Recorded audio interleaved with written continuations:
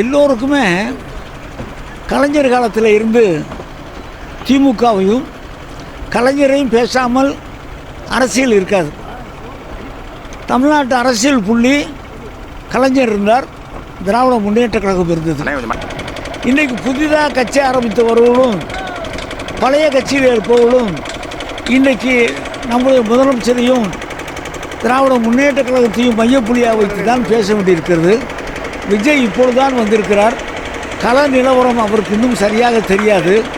அவர் cinema ரசிகர்களை நம்பிக்கொண்டு இதையெல்லாம் பேசுவது ஒரு சரியான அரசியல்வாதிக்குரிய நாகரிகமாக இருக்காது. நம்மை பொறுத்தளவுக்கு 234 தொகுதிகளிலும் திராவிட முன்னேற்ற கழகத்தினுடைய கூட்டணி வெற்றி பெற வேண்டும் என்ற ஒரு சூழ்நிலை இப்போது எங்களுக்கு இருக்கிறது. நிச்சயமாக மிகப்பெரிய வெற்றியை நாங்கள் பெறுவோம். அதற்கு வேண்டிய களப்பணியை நாங்கள் செய்து கொண்டிருக்கிறோம். வேங்க வயலுக்கு ஒரு போனாரா? இல்லை,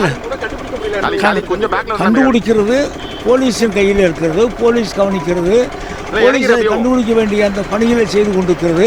இவ்வளவு அக்கறை இருக்கிறவர்கள் இவர்கள் போய் நேராக போய் அந்த பொதுமக்களுக்கு வேண்டிய ஆறுதல் எல்லாம் சொன்னார்களா? எல்லாம் நீங்கள் உங்களை போன்ற பத்திரிகையாளர் வருகிற நேரத்தில் அதை பத்திரிகை செய்தி ஆக்கிவிட்டு போகிறார்கள் ஒழிய களத்தில் இறங்கி மக்களுக்கு வேண்டிய சேவைகளை செய்வதில்லை. இப்பொழுது கூட பார்ப்போம் என்று சொன்னால் களத்தில் இறங்கி போய் பொதுமக்களுக்கு உதவி செய்யவில்லை. அங்கே இருக்க ஆளுகளெல்லாம் கூட்டு வந்து கல்யாண மண்டபத்தில் வைத்து கொண்டு தான் அவர் அந்த உதவிகளை வழங்கியிருக்கார்கள். இதுதான் அவருடைய அரசியல். எங்களுடைய முதலமைச்சர் அவர்கள் மழையாக இருந்தாலும் சரி, வெள்ளமாக இருந்தாலும் சரி, வேஷ்டியை மடித்து கட்டிக்கொண்டும் சரி, பேண்ட்டை போட்டிருந்தாலும் அதையும் மடித்து வைத்து களத்தில் இறங்கக்கூடிய முதலமைச்சர் எங்களுடைய முதலமைச்சர். இவர் பண்ணது என்னது? இப்போ விஜய் பண்ணது என்னது? விஜய் ஒரு அரசியல்வாதியாக திராவிட முன்னேற்ற கழகம் அங்கீகாரம் செய்யவில்லை. நாங்கள் அவரை பற்றி கவலைப்பட வேண்டியதில்லை. நாங்கள் நம்முடைய முதலமைச்சர் சொல்லியதை போல நாங்கள் எங்கள் பணியை செய்கிறோம்.